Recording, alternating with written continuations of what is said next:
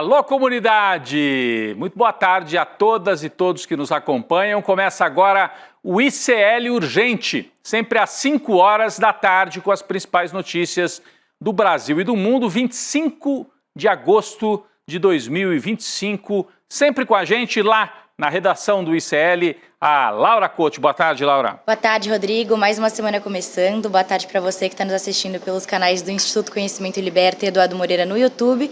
E muito boa tarde para você que está nos ouvindo pela Web Rádio São João, em Quixadá, e pela Rádio Cultural FM, no Rio Grande do Sul. Vamos lá, Rodrigo. Vamos lá, Laura. Falando em Rio Grande do Sul, foi no 25 de agosto, como hoje, que Leonel Brizola deu início à resistência importantíssima. Lá em 1961, a direita já era golpista desde aquela época.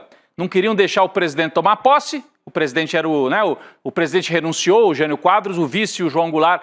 A direita disse: não toma posse, os militares não queriam deixar. E aí o Brizola fez uma resistência armada, inclusive, para garantir a posse do presidente. Foi no 25 de agosto que isso tudo começou. Daqui a pouco vamos falar mais sobre isso no N2. Bem, boa tarde para você. Olha aí as imagens, ó. Ah, falei do Brizola. Então as fotos aí, ó. O Brizola na rede da legalidade, ele instalou lá nos subterrâneos do Palácio, lá no Rio Grande do Sul, a transmissão, a rádio. E com isso fez transmissões para o Brasil inteiro e comandou a resistência. Mas tinha também, olha aqui, ó,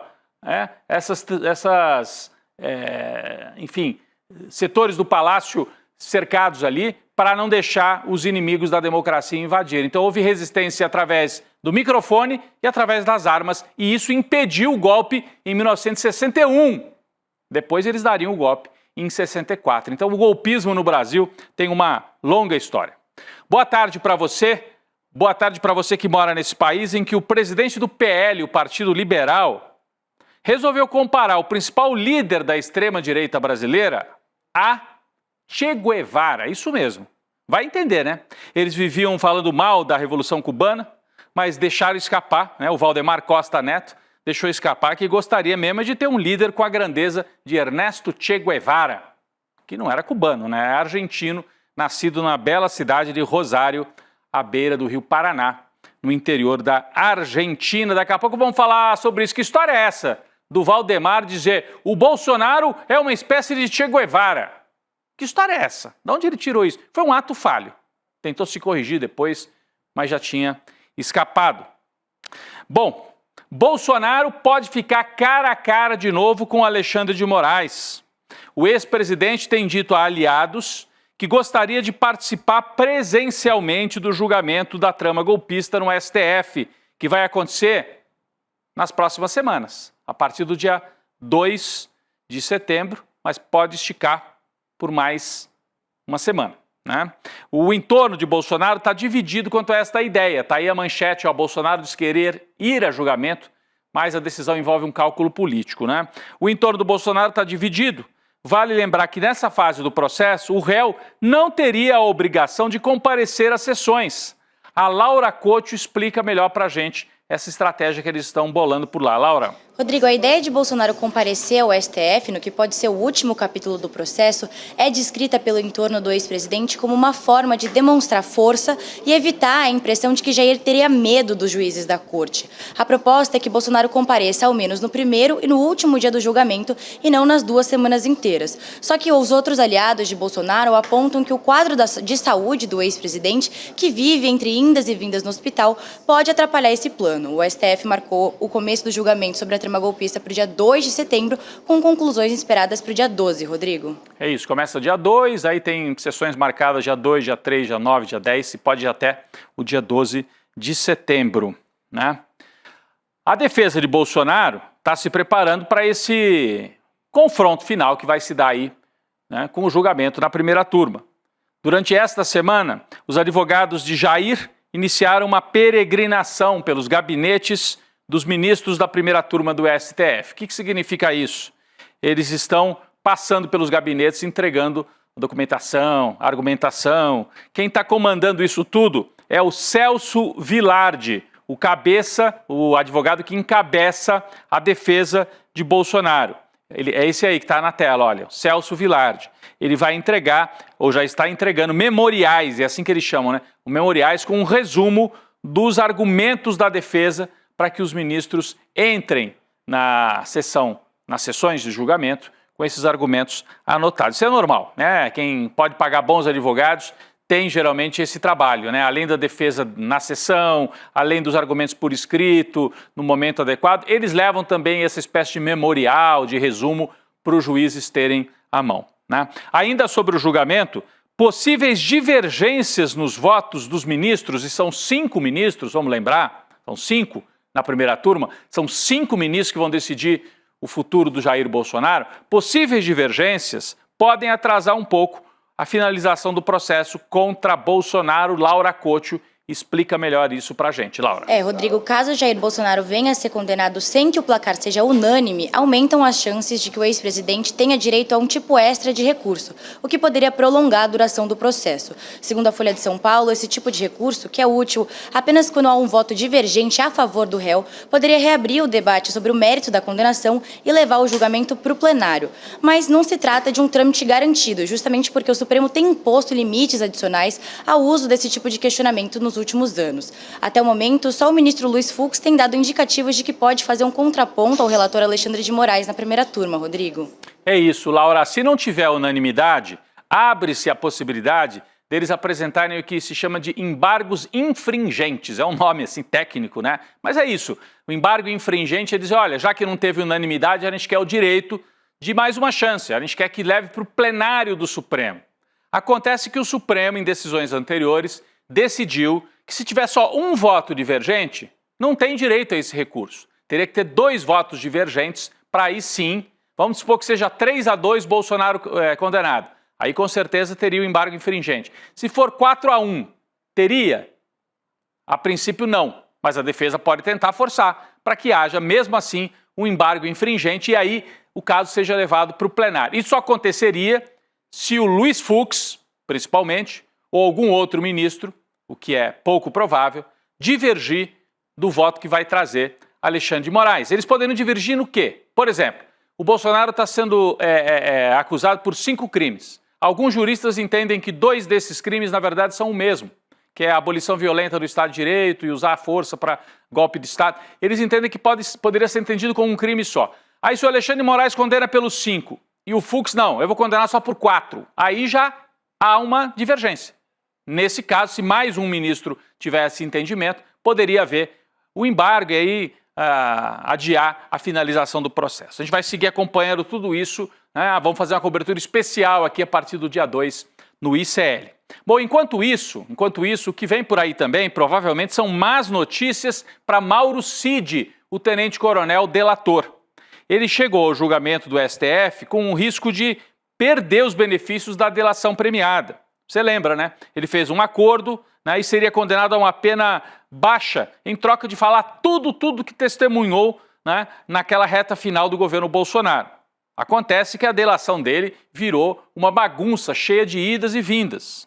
Cid voltou atrás de muitas coisas que havia dito, não compartilhou todas as informações importantes desde o começo, né? Mudou de versão sobre alguns pontos importantes, inclusive em relação ao Braga Neto, aquela história de entregar o dinheiro, se o Braga Neto entregou numa caixa de vinho, ele mudou algumas vezes aquela versão. Tudo isso não anula de jeito nenhum o processo, porque muitas das provas partem da delação, mas são confirmadas, né, de maneira ampla, né, que tem outros testemunhos, tem documento. Mas pode complicar a vida dele. Ele poderia perder o direito a esses benefícios que foram negociados com a Procuradoria-Geral da República.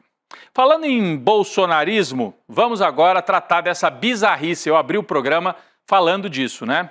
Hoje, o presidente do Partido Liberal, Valdemar Costa Neto, comparou Jair Bolsonaro a Che Guevara, o maior símbolo da esquerda revolucionária do século XX, você sabe, né? Che Guevara estampado em camisetas, em cartazes, em fotos e tudo. E a direita, principalmente a extrema-direita do Bolsonaro, sempre falou muito mal do Che Guevara, sempre usou aquela expressão, vai para Cuba, já que você gosta, vai para Cuba. E, curiosamente, o Valdemar Costa Neto, na hora de falar do Bolsonaro, poderia ter pego um outro símbolo de direita, poderia ter falado, ele vai ser... É que é difícil, né? Eles não têm símbolos. Quem seria? O Pinochet? O Hitler? Não, eles pegaram um símbolo de esquerda. Então passou um recibo danado de que eles não têm símbolos. E aí você compara o Bolsonaro a um símbolo da esquerda, né? Curiosamente. Vamos ver a frase que o Valdemar falou durante um evento empresarial em São Paulo? Está aqui, ó. É inacreditável a força de transferência do voto do Bolsonaro. O eleitor dele é fiel. Até aí é verdade, é verdade. E essas coisas, processo na justiça, estão fazendo com que ele vire um Che Guevara. O Che Guevara tinha um carisma como o Bolsonaro. E ele é lembrado até hoje. Tanto que o Fidel, enquanto não colocou ele para fora de Cuba, não sossegou. Porque ele atrapalhava a vida do Fidel. Ele tinha um carisma brutal. É uma meia-verdade, para não dizer que é uma mentira completa, né? Porque o Che Guevara pediu para fazer, depois da Revolução Cubana, para voltar à luta armada e fazer a revolução em outros lugares, né? E aí acabou morrendo na Bolívia, né, durante uma tentativa de implantação de um outro foco guerrilheiro na Bolívia. Depois o Valdemar se arrependeu de ter feito a comparação e foi no X, voltando atrás. Vamos ver o que ele fala no X para explicar esse espécie de ato falho aqui? O Valdemar Costa Neto, abre aspas, que fique claro, nunca comparei Bolsonaro com Che Guevara, até porque o cubano era de esquerda e deixei isso claro. Gente, quantos níveis de ignorância e de confusão tem aqui? Primeiro, ele comparou sim, goste ou não, comparou. Segundo, o Che Guevara não é cubano, lamento, é argentino. Che Guevara nasceu na Argentina, um médico, nasceu em Rosário, numa cidade bonita que eu conheço, na beira do Rio Paraná, né? E ele era de esquerda e deixei isso claro. Só faltava você dizer que ele não era de esquerda. Mas como vocês dizem que o nazismo é de esquerda, fica uma certa confusão mesmo, Valdemar. Você fez uma confusão. O que eu comparei foi o processo de mitificação e reafirmo. Estão transformando o Bolsonaro em um mártir, um mito ainda maior do que já é. Jair é o legítimo líder da nossa direita e continuará sendo. Eu fico rindo porque o Valdemar é um grande malandro, né? O Valdemar, quem conhece, sabe que ele nunca foi de extrema direita. Ele sempre foi um cara dos negócios. Gostava de fazer negócio. Pintou a chance de fazer negócio com a extrema direita e ele foi. Então ele fala umas besteiras aí, porque nem acredita, né, nessa construção toda aí da direita, da extrema direita e tudo aí. Colocou até o Che Guevara no meio, o que passa um recibo danado de que eles estão mal de mitos, hein? Tão mal. Poderia ter dito assim, o Bolsonaro vai virar um novo Médici, um novo Pinochet, um novo Hitler, um novo Mussolini. Aí não podia, né? Ia pegar mal. Então ele comparou com o Che Guevara.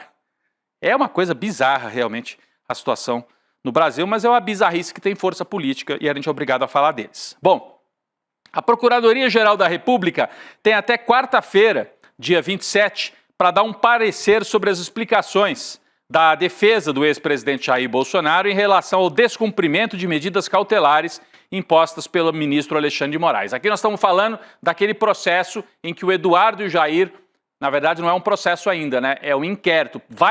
Pode virar uma ação penal, mas é um inquérito em que eles são acusados e indiciados já, né, pelo fato de obstruírem a justiça. O Jair em conluio com o Eduardo lá nos Estados Unidos.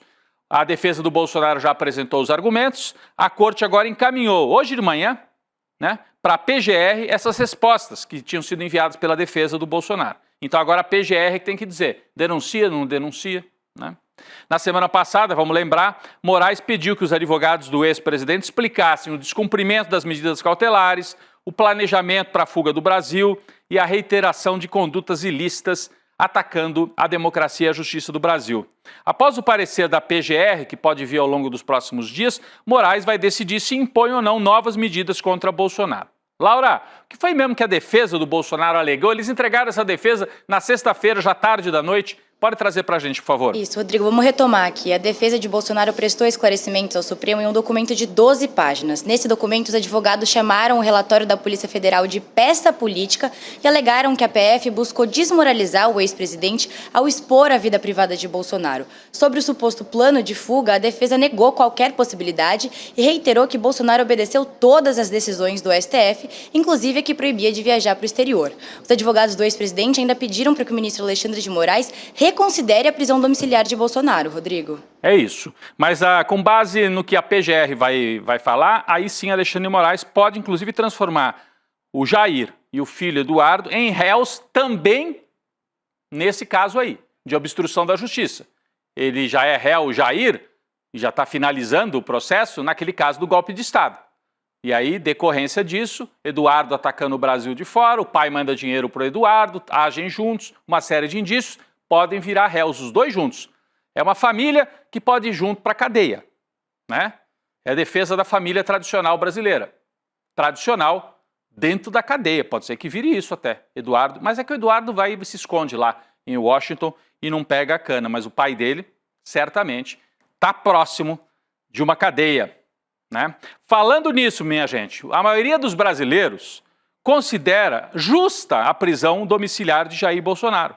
Isso é que aponta a pesquisa Genial Quest, que foi divulgada semana passada, e hoje teve esse número novo. Semana passada eles trouxeram a recuperação do Lula, o Lula ganhando de todo mundo no segundo turno, e hoje veio esse pedaço da pesquisa. A pergunta é: a prisão domiciliar de Bolsonaro é justa ou injusta? Justa, 55%. Injusta, 39%. Então tem uma margem até larga, de 16 pontos, considerando que o Jair Bolsonaro está preso nesse momento. Está falando, não é da condenação, da prisão domiciliar por ter descumprido as regras.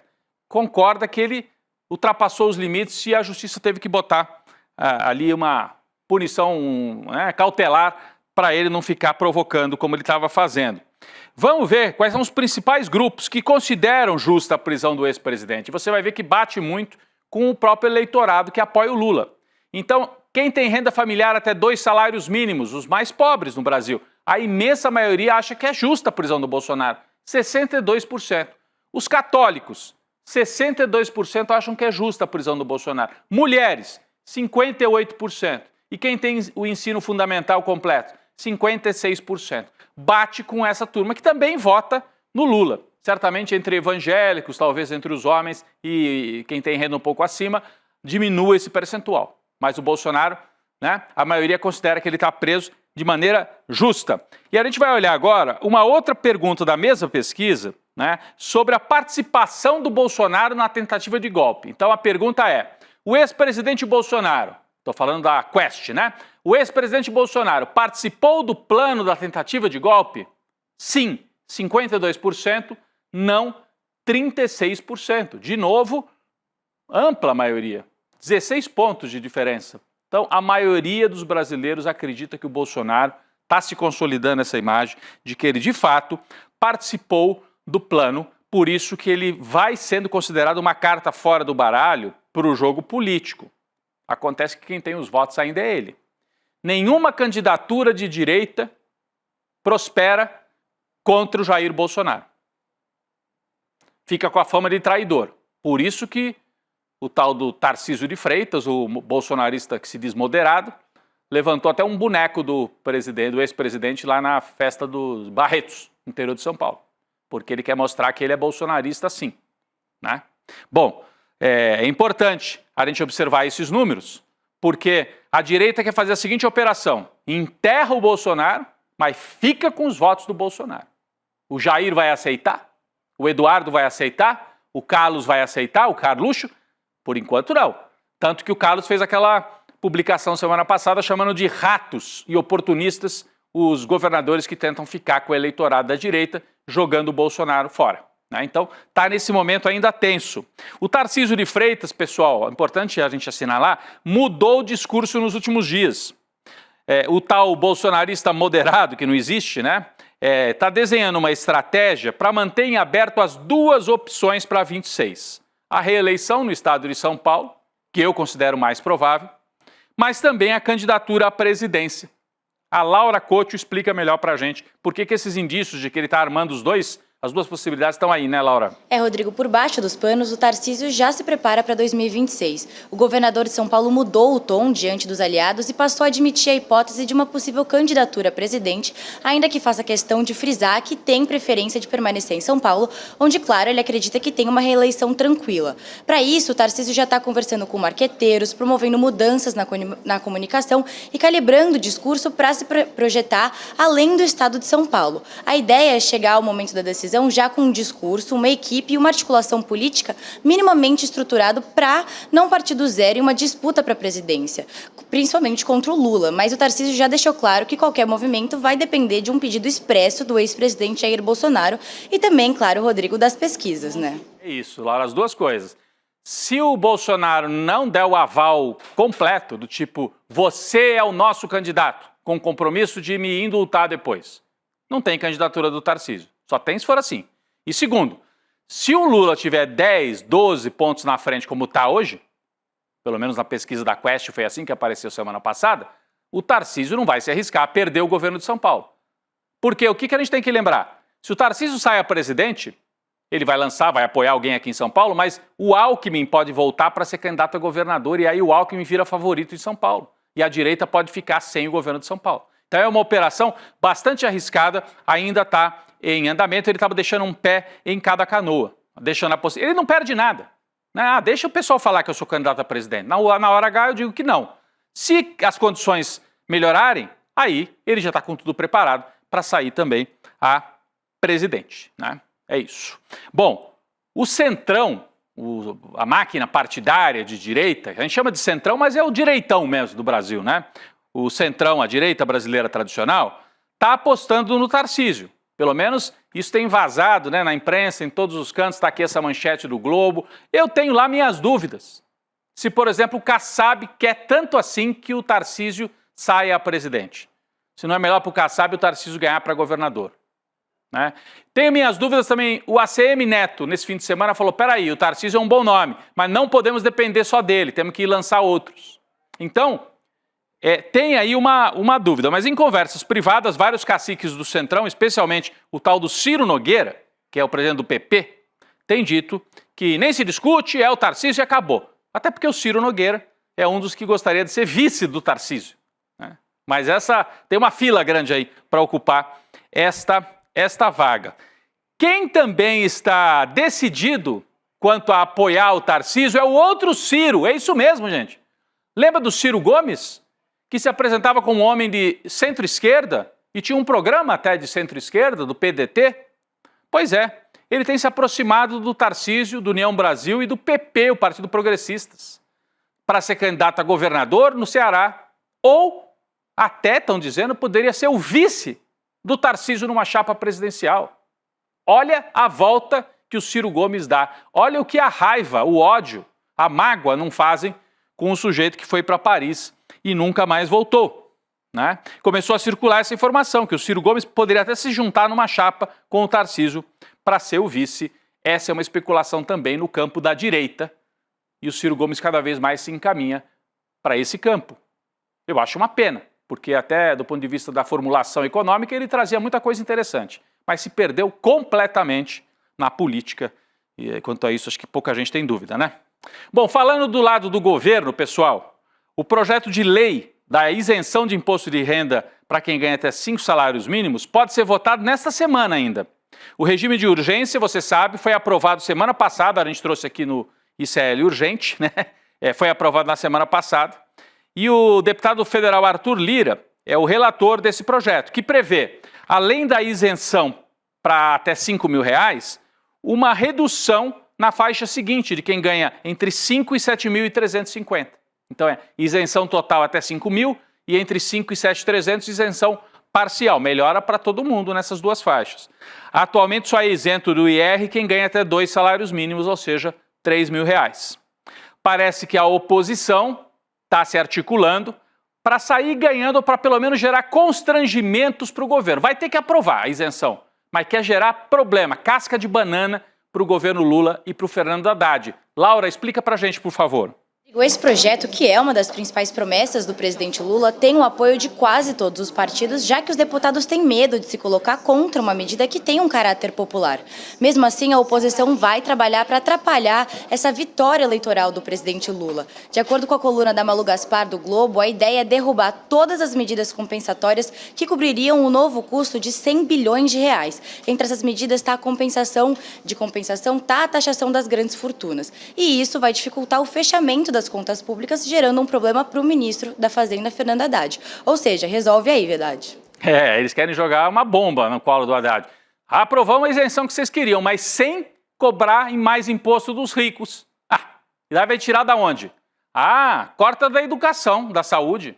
É isso que a turma do Centrão, do Direitão, está propondo nesse momento no Brasil. Pessoal, uma notícia importante: o presidente do Conselho de Ética da Câmara, deputado Fábio Chiochet, do União Brasil de Santa Catarina, disse que não vê quebra de decoro parlamentar na atuação de Eduardo Bolsonaro. Esse aqui é o deputado. Não sei se eu falei certo o nome dele, já peço desculpa se não. Fábio Chiochet. O deputado disse numa entrevista à CNN, a gente tem aqui o trecho do que ele falou, é incrível, hein? Ele está dizendo, não teve quebra de decoro nenhum. Eu, como presidente do Conselho de Ética, não vejo quebra de decoro. Não houve agressão, não houve agressão verbal, não houve ganho em cima do mandato dele para ser passível de quebra de decoro parlamentar. O deputado pode perder o mandato por falta, por não estar vindo para a Câmara. Quer dizer que atentar contra a soberania nacional não é falta de decoro parlamentar no entendimento desse deputado, né? Que é o presidente do Conselho de Ética. Por isso que a situação é muito complexa, é muito complicada no Brasil, né? Você tem uma maioria de 300 votos que pensam mais ou menos assim, que nem esse deputado aqui do União Brasil de Santa Catarina. A CPMI do INSS, o governo sofreu uma derrota séria na semana passada, ficou sem a presidência e sem a relatoria dessa comissão parlamentar, que é para fazer aí um auê com a história da fraude que rolou. E a fraude existiu mesmo, né? Ninguém disse que não existiu, existiu uma fraude. A questão é abrir a CPMI para desgastar o governo nesse momento em que o Bolsonaro está às portas de ser condenado, né? O governo vai fazer uma reunião, está fazendo uma reunião hoje importante com várias lideranças, a Gleisi Hoffmann, que está aí na tela, o Rui Costa, ministro da Casa Civil, o Volney Queiroz, ministro da Previdência, além do líder do governo no Congresso, o senador Randolfo Rodrigues, estão estabelecendo estratégias para diminuir o desgaste que pode vir daí. O governo até tem uma avaliação de que, veja bem, a CPMI vai vir junto com o julgamento do Bolsonaro, vai ficar esquecida, não vai ser tão complicada assim. Eu já penso o contrário. A CPMI, eles podem usar a CPMI do INSS para dizer, estão julgando o Bolsonaro, são os ladrões do INSS, sabe? Embaralhar um pouco o noticiário. Então, que foi uma derrota e que foi uma operação ruim na política, porque perderam a relatoria, a presidência, não resta a menor dúvida do governo agora tentando diminuir os danos nesta situação. E falando nisso, o presidente Lula também se prepara para realizar a segunda reunião ministerial do governo. O encontro vai ser amanhã, reunindo todo o ministério e entre os temas debatidos, até a mudança do slogan do governo, que substituiria o slogan atual de União e Reconstrução. O novo slogan deve trazer alguma coisa que envolva soberania, defesa nacional e o povo brasileiro. Vão participar os ministros e os líderes do governo na Câmara e no Senado. O Lula quer afinar a orquestra para entrar mais forte, terminar esse ano forte e entrar mais forte em 2026. Pessoal, eu queria agradecer a Laura, agradecer demais a Laura aí pela parceria mais uma vez ao vivo aqui no ICL Urgente. Obrigado. Obrigada, Rodrigo. Até amanhã. Até amanhã. Mas tem um recado importante para quem segue por aqui com a gente, para toda a nossa comunidade. Estão abertas as vendas de ingressos para o Despertar 2025, que é o grande encontro da equipe do ICL com a nossa comunidade. E além da equipe de jornalistas, muitos convidados. Hoje no N1 de manhã, o Edu Moreira trouxe alguns dos nomes fortíssimos que estarão por lá. Palestrantes, lideranças políticas, ministros. Aqui a gente tem o destaque, né, do Despertar 2025. Como é que você participa? Você põe aí despertar2025.com.br e garanta logo o seu ingresso para esse grande encontro presencial que vai acontecer nos dias 19 e 20 de setembro numa casa de shows, né, de encontros lá, a Vibra, na Zona Sul de São Paulo. Então garanta o seu ingresso desde agora para esse grande evento presencial, reunindo nomes importantíssimos.